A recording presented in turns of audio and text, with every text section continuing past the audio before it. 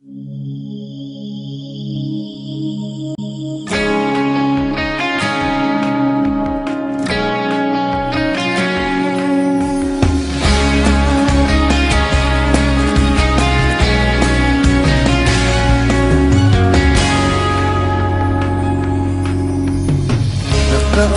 siya sa isang madilim na sulong.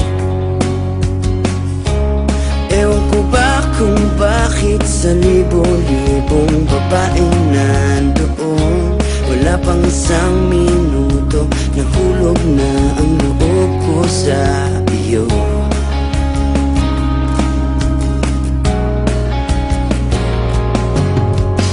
Gusto ko sanang marinig ang tinig mo, umasa na rin na sana'y mahawakan ko ang palad mo.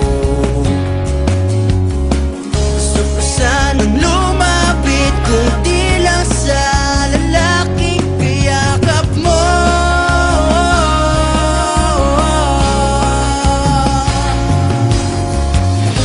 Dalhin mo ako sa iyong palasyo, maglakad tayo sa hardin ng iyong kaharian.